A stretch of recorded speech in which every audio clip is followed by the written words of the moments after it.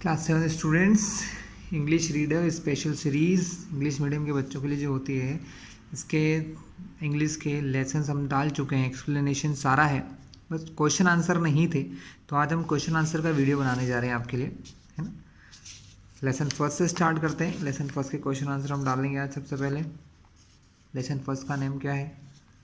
माई land. ठीक है, poem और ये तो हम पहले ही पढ़ चुके हैं, तो अब हम इसको डिस्कशन नहीं करेंगे। हम सीधा कहाँ चलेंगे? हमारे क्वेश्चन आंसर्स और मीनिंग्स के ऊपर। स्टूडेंट, अभी भी आप इस चैनल पर नए हों तो उसको सब्सक्राइब कर लेना, जिससे आगे आने वाले सारे वीडियोस आपको मिलते रहेंगे। ठीक है, तो जब भी आप इस क्वेश्चन आंसर को देखें तो एक बार वीडियो को जरूर देख लें, जिससे क्या होगा, डबल बेनिफिट हो जाएगा। आपको एक बार क्वेश्चन भी समझ में आ जाएगा और उसके बाद क्वेश्चन आंसर देखेंगे तो ईजी रहेगा। कुछ वर्ड मीनिंग्स हैं, हम यहाँ देख लेते हैं, काम आएंगे आपको लेसन को समझने में और क्वेश्चन आंसर को भी याद करने में। रेयर, रेयर मतलब जो कभी कभी मिलता है या बहुत मुश्किल से चीज़ें मिलती हैं, जिसको कहते हैं अनकॉमन, या इसको विरले कहते हैं। ठीक है, तो रेयर मतलब जो हमेशा नहीं होता आपके साथ, या कोई ऐसी चीज़ जो हमेशा नहीं मिलती, कभी कभार। अनकॉमन जो कॉमन नहीं होता है, इंग्लिश में इसका मीनिंग अनकॉमन भी होता है। नेटिव लैंड मतलब लैंड ऑफ बर्थ, मतलब आप कहाँ जन्म लेते हैं या आप कहाँ से बिलोंग करते हैं। ठीक है। ब्रेवर, ब्रेवर मतलब बोल्डर, बोल्डर मतलब जो थोड़ा सा ज़्यादा, ये कह सकते हैं शूरवीर। शूरवीर का मतलब, अगर शूरवीर भी एक ऐसा वर्ड है हिंदी का जो आसानी से समझ नहीं आता। शूरवीर मतलब जो हिम्मत वाला हो, जो सही को सही करने के लिए लड़ सके, जिस टाइप से जो योद्धा होते हैं ना, जो लड़ाई करते हैं, उनके लिए जनरली ब्रेवर, बहादुर। वेवर, वेवर यानी शेक करना या हिलाना डुलाना। फ्रीली, इच्छा से, फ्रीली या विलिंगली, दोनों का एक ही मतलब है, अपनी इच्छा से कोई काम करना। डल, डल मतलब क्या होता है? यहाँ इसका मतलब टेस्टलेस है, स्वाद रहित, है ना। डल का यूज़ कलर के लिए भी करते हैं, कि जो कलरहीन हो, जिसका डल बहुत वैसा अच्छा कलर ना हो, उसको डल कलर कहते हैं। यहाँ पर ये टेस्ट के लिए बोला, तो ये डल मतलब जिसका कोई स्वाद ना हो, स्वाद रहित। गार्ड यानी प्रोटेक्ट करना है। ठीक है, जो रक्षा करता है, प्रोटेक्ट करता है। वर्च्यू, वर्च्यू मतलब होता है गुड क्वालिटीज़ या सद्गुण, जो अच्छी क्वालिटी होती है उनको कहते हैं वर्च्यू। रिवॉर्ड, रिवॉर्ड का मतलब होता है रिटर्न फॉर सर्विस। जब आप कोई काम करते हैं अच्छा, तो उसके लिए आपको प्राइज़ या कुछ इनाम मिलता है, उसको कहते हैं रिवॉर्ड या पुरस्कार। फो, एनिमी या शत्रु। बॉर्डर मतलब बाउंड्री, यानी कहाँ पर आपकी सीमा है। पाइन, टू सफ़र मतलब कोई परेशानी झेलना, कोई दुख झेलना, कोई कष्ट झेलना, ये सब होता है। तो क्लास ये क्या है हमारे, ये हमारे वर्ड नोट्स थे। चलिए अब हम चलते हैं towards the question answer. Exam में क्वेश्चन कुछ ऐसे ही आते हैं student. Read the extract given below and answer the question, मतलब नीचे दिए हुए पोएम की कुछ लाइंस लिखी होती हैं और उन पोएम्स की लाइंस को हमें पढ़कर आंसर देना होते हैं। ठीक है, जैसे कि यहाँ कुछ लाइन लिखी, she is rich and rare land, oh she a fresh and fair land, she is a dear and rare land, this native land of mine. तो यहाँ पर क्वेश्चंस क्या है? कंप्लीट द सेंटेंस के क्वेश्चन है, complete the sentence. तो ये तो आप देख के ही कर लोगे। She is rich and rare land, she is fresh and, तो ये लिखा है कहाँ पर? She is a fresh and fair land, यहाँ फेयर लैंड आ जाएगा। She is dear and rare land. Give the meaning of native word, native word का मीनिंग क्या होता है? तो native land means the land of one's birth, मतलब one's birth यानी जो व्यक्ति का, जहाँ पर इंसान जन्म लेता है, उस जगह को कहते हैं नेटिव लैंड। ओके, इसी टाइप से कुछ और लाइंस दी हैं पोएम की। No man than hers are braver, her women's hearts never waver, I had freely died to save her and think my lot divine. इन लाइंस को पढ़ के इनमें से कुछ क्वेश्चंस जो बने हैं हम उनके आंसर देंगे। Which country people are the bravest, तो यहाँ पर किसने ये पोएम लिखी है? एक पोएट ने, तो पोएट के जो कंट्री के लोग हैं वो ब्रेवेस्ट होंगे, मतलब सबसे बहादुर होंगे। The people of poets country, मतलब पोएट जो है, जो ये कविता लिख रहा है या पोएम लिख रहा है, उसकी कंट्री के, उसके देश के लोग जो होंगे वो ब्रेवेस्ट होंगे, are the bravest. How are the women's heart there, how are the women's heart there, औरतों के दिल वहाँ पर कैसे हैं। There the women's heart are not fickle, ठीक है, वुमेन्स के हार्ट फिकल नहीं है। नॉट फिकल का मतलब कि वो, जैसे हम ये देखते हैं ना कि जैसे कोई बच्चे, किसी फैमिली से कोई व्यक्ति आर्मी में या सेना में है तो उसके फैमिली के लोग डरे रहते हैं, लेकिन यहाँ की जो वुमेन्स हैं उनके हार्ट में कोई फिकल, मतलब कोई डर नहीं है ना, ना ही वो कोई चिंता करती हैं अपने जो भी उनके हस्बैंड्स हैं या फादर मदर या जो भी हैं उनकी, है ना, वो ब्रेव हैं, है ना, उनके हार्ट्स मजबूत हैं, वो घबराते नहीं हैं ना ही डोलते हैं। तो ये कहना चाह रहे हैं यहाँ पर। What would the poet do to save his land? Poet अपने देश को बचाने के लिए क्या कर रहा है। The poet would freely die to save his motherland, मतलब अपने देश को बचाने के लिए वो आसानी से अपनी जान दे सकता है, freely die। Use the word lot in a sentence. Nobody knows what is in its lot. ये सेंटेंस को हमको क्या यूज़, हमको लॉट का एक सेंटेंस बनाना था जो अपने को दिया हो, ठीक है, तो ये हमने यूज़ कर लिया। Nobody knows what is in his lot। चलिए नेक्स्ट है हमारा,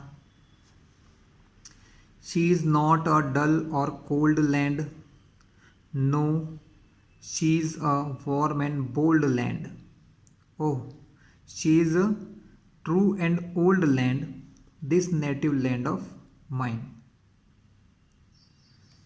तो इन लाइन से कुछ क्वेश्चंस क्रिएट हुए हैं, हम उनको देखते हैं। पहला है give the meaning of cold. Cold का मतलब यहाँ पर क्या है, तो कोल्ड हियर मीन्स हार्टलेस, जिसके पास दिल नहीं है, ठीक है। Give the meaning of warm, तो वॉर्म का मीनिंग क्या होगा student. Warm here means full of kindly feeling, मतलब जो बहुत ही दयालु नेचर का हो, जिसके अंदर कैसी फीलिंग हो, काइंडली, दया की फीलिंग हो। Is the poet's country dull or cold, poet की कंट्री कैसी है, डल है कि कोल्ड है। So the poet's country is neither dull nor cold, ना वो डल है ना ही वो कोल्ड है।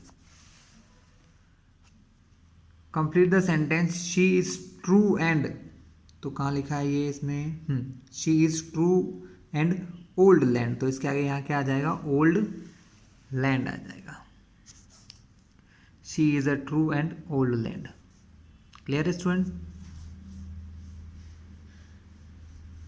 चलिए नेक्स्ट है आपके सामने, could beauty ever God her and virtue still reward her, no foe would cross her border, no friend within it pine। So which are the two qualities of poet's land, poet के land की दो quality क्या है, beauty and virtue, ठीक है, are the two qualities of poet's land. तो beauty and virtue, ये दो इनकी क्वालिटी है, beauty and virtue are the two qualities of the poet's land. Would the foe ever cross his border, क्या शत्रु, फो यानी होते हैं शत्रु या हमारे दुश्मन जो हमारे बॉर्डर को क्रॉस कर लेते हैं। No, the foe would never cross her border, वो उनके देश की बॉर्डर को क्रॉस नहीं कर पाते, कभी भी नहीं। Give the antonyms of beauty ever, friend, virtue, reward, इन सब वर्ड के एंटोनिम्स यानी अपोजिट वर्ड बताना है हमको।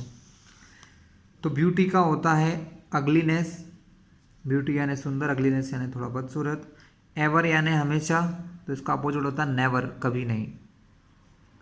फ्रेंड का फो, दोस्त का दुश्मन, वर्च्यू का वॉइस, रिवॉर्ड का पनिश, रिवॉर्ड यानी होता है पुरस्कार, तो पनिश यानी सजा। Use the word with in your own sentence, with in word का यूज़ करना है हमको, विद इन का एक सेंटेंस बनाना है।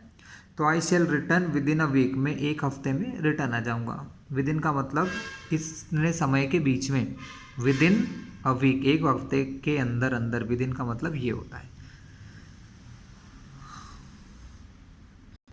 तो स्टूडेंट ये हमने क्या करा, हमारे पास इस लेसन में कोई क्वेश्चन आंसर नहीं थे, तो हमने इनकी पोएम्स के बीच में छोटे छोटे क्वेश्चन क्रिएट कर लिए, जिससे कि आपको पोएम भी समझ में आ जाए और आपके क्वेश्चन आंसर भी क्रिएट हो जाएं, क्योंकि ये पैटर्न बड़ी क्लास में बोर्ड में चलता है। तो अभी से आप प्रैक्टिस करेंगे तो आपके लिए बहुत बेटर रहेगा।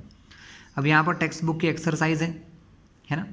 तो ये तो लिसन एंड रिपीट है, मतलब fresh and fair, dear and rare एक जैसे वर्ड्स हैं।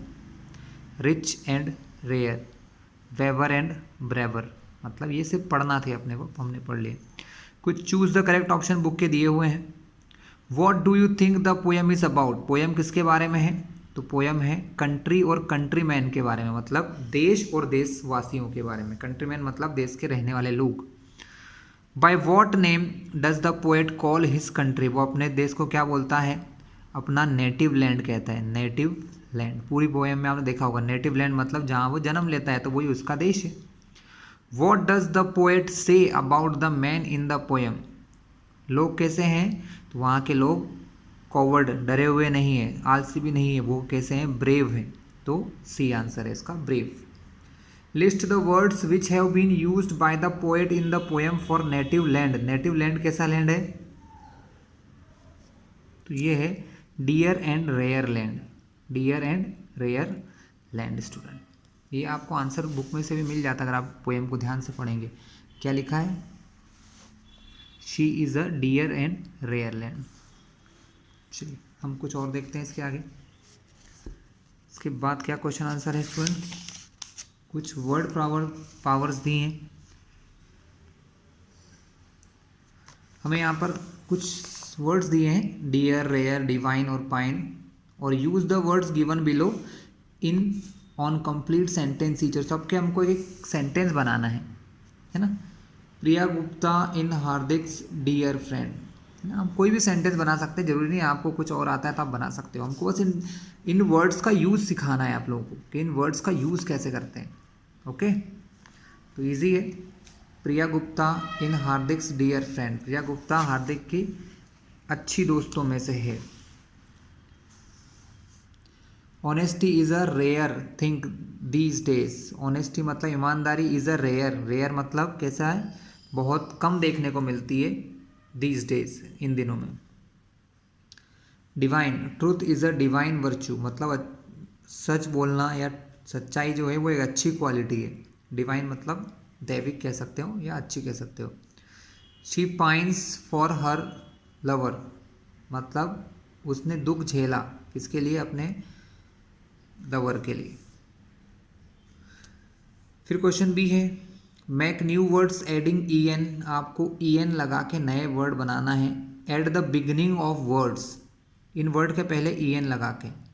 तो जैसे पहला रिच हुआ तो उसका आंसर क्या आ जाएगा, इन रिच, ठीक है। लिस्ट के आगे इन लगाएंगे तो इन लिस्ट, सर्कल के आगे लगाएंगे तो इन सर्कल, एबल के आगे लगाएंगे तो इनेबल, टाइटल के पहले लगाएंगे इन टाइटल, और श्योर के पहले लगाएंगे तो इन श्योर, ठीक है। तो ये कुछ वर्ड्स हैं जो हमने बना लिए हैं। स्टूडेंट नेक्स्ट है find words from this word square. Student I think मैं सोचता हूँ कि ये काम आप खुद करें तो बहुत बेटर होगा, क्योंकि आपकी वोकेबलरी ठीक होगी। करवाने को कुछ भी नहीं, हम करवा सकते हैं, बट ये आपके लिए बहुत बेटर। मैं एक तरीका सिखाता हूँ कि वर्ड्स कैसे चुनते हैं। जैसे पहला वर्ड देखिए FLOWER, फ्लावर, तो ये आपका पहला वर्ड हो गया फ्लावर। इस टाइप से आपको वर्ड्स ढूंढना है। नेक्स्ट देखिए FRESH, फ्रेश, तो ये 2 वर्ड हो गए, ठीक है। इस टाइप से आपको वर्ड ऊपर से नीचे देखना है, बहुत इजी होता है। आप ऐसे भी देख सकते हो, ऐसे भी देख सकते हैं, राइट भी और डाउनवर्ड भी, ठीक है। ये ढूंढेंगे तो आपका वर्ड पावर अच्छा होगा स्टूडेंट, आपको रीजनिंग भी अच्छी होगी, आपको करना चाहिए ये। तो ये मेरे हिसाब से आप खुद करें, बहुत बेटर होगा। नेक्स्ट है स्टूडेंट हमारा question, C can be pronounced as, C का प्रोनाउंस के भी होता है इन काउ, जैसे सी को यहाँ पर के का प्रोनाउन मिलता है COW काउ, और एस कब होता है, जैसे कि CELL सेल। स्टूडेंट इसके लिए भी हम लोगों ने एक वीडियो बना रखा है जो आप ज़रूर देखें हमारे चैनल पर, प्रोनाउंसिएशन ऑफ सी। ये बहुत अच्छा वीडियो हमारे टीचर ने बनाया है, तो आप उसको पढ़ें, ठीक है। इसमें इतने रूल्स दिए नहीं है, लेकिन वहाँ उन्होंने पूरा एक्सप्लेन किया है विथ रूल्स। तो आई थिंक कि आप लोग ये वीडियो वहीं पर ही देखें, हम आपको लिंक में डाल देंगे, कमेंट बॉक्स में इसकी लिंक मिल जाएगी, आप उसको ज़रूर देखिएगा। स्टूडेंट ये मैं बुक में ही आपको दिखाता हूँ कि क्या चीज़ है ये। स्टूडेंट यहाँ पर कुछ पिक्चर्स दिए हैं, हियर आर सम पिक्चर्स, ये कुछ पिक्चर्स दिए हैं और इन पिक्चर से रिलेटेड कुछ सेंटेंसेस हमको इस पेज पर दिए हैं। इन सेंटेंसेस को पढ़ के हमको अरेंज करना है कि पिक्चर कौन से सही होंगे, है ना, इसके अकॉर्डिंग। तो पहले कुछ सेंटेंस पढ़ते हैं। लिखा है match the sentence given at the end with the correct picture. हमको ये सेंटेंसेस को करेक्ट पिक्चर्स के साथ मैच करना है। And rearrange the sentences to make a story, और इनको रीअरेंज करके एक स्टोरी बनाइए। तो पहले पढ़ लेते हैं, फिर ही तो कुछ समझ में आएगा। 7 सेंटेंसेस हैं। Then she found a pup, it was hurt in one leg, it was crying a lot. तो ये तो लग नहीं रहा है कि स्टार्टिंग का होगा। शी ब्रॉट इट होम, मतलब उसे एक पपी मिला, वो कैसा था, हर्ट था, एक पाँव टूटा हुआ था या कुछ लगी हुई थी हाथ। And it was crying a lot, और एक पपी जो मिला उसे वो बहुत रो रहा था। शी ब्रॉट इट होम, मतलब इसके बाद का ये सेंटेंस लग रहा है कि वो उसे फिर घर ले आई। She brought it home, bandage, उसके पाँव में बैंडेज लगाया। Its leg and gave a milk and food, उसको मिल्क और फूड यानी दूध और खाना दिया। Later Sangeeta had to keep it tight, और उसके बाद इसने उसको टाइटली बांध दिया। It chased the hands from the neighbours house, ठीक है, उसने चेस्ट किया या पकड़ा या उसके को पकड़ने के लिए दौड़ा, है ना, बगल की जो मुर्गी थी, हैंड्स थी, उसके लिए। तो once Sangeeta went for a walk, तो ये पहला सेंटेंस लग रहा है स्टूडेंट के एक बार क्या हुआ, वंस मतलब एक बार, Sangeeta went for a walk, went यानी गई, किसके लिए, एक वॉक के लिए। संगीता एक बार एक वॉक के लिए गई। इन द मॉर्निंग, सुबह के time. She saw many beautiful flower and birds on the way, तो I think it is the first sentence कि वो उसने कुछ ब्यूटीफुल फ्लावर और बर्ड्स देखे।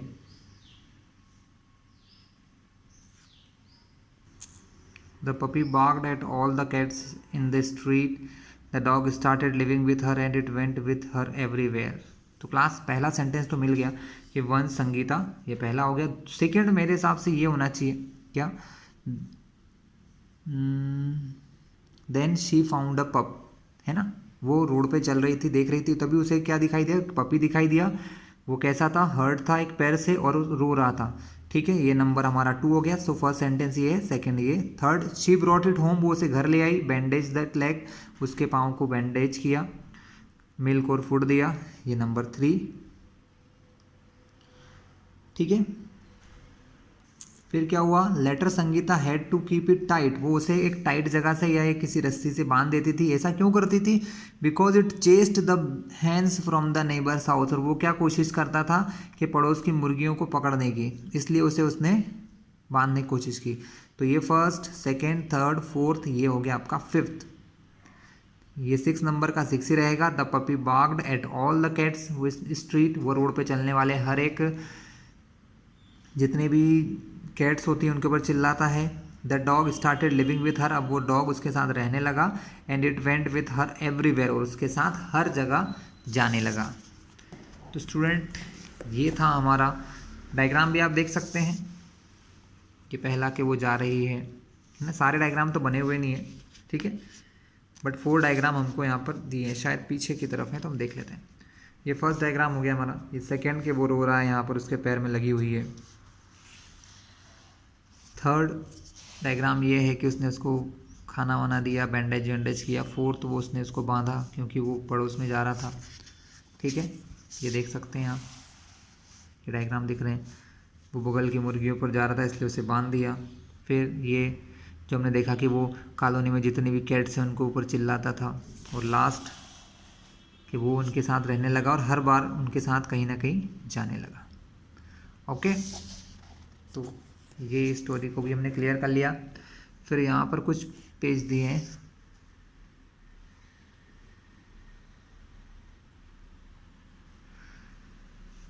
हाँ, let's do it. Read different situation of city and village life given in the circle and list them accordingly. तो उन्हें सिटी लाइफ और विलेज लाइफ में आपको इनको कवर करना है। फार्मर्स इन द फील्ड, तो ये तो विलेज में हो गया, देखो आंसर में लिखा भी है। And second, multi storey building, ये हमारे सिटी की लाइफ में है। ट्रैफिक जैम, सिटी लाइफ, ठीक है। Cattle grazing in the field, cattle मतलब जानवर कहाँ चरते हैं, गांव में, तो ये साइड में आ जाएगा। Green paddy field, green paddy field भी कहाँ होती है, गांव में होती है, खेतों में। People rushing to office, people office के लिए जाते हैं, रशिंग मतलब बहुत सारी भीड़ होती है, तो वो सिटी में होती है। अ क्राउडेड मार्केट, ये भी सिटी में होता है। ग्राम सभा, village life. Corn honking, car की हॉन्किंग मतलब बहुत सारे गाड़ियों की आवाज़ कहाँ आती है, सिटी में आती है। क्लियर स्टूडेंट, हमने सब देख लिया है, तो यहाँ पर हम इस लेसन को फिनिश करते हैं।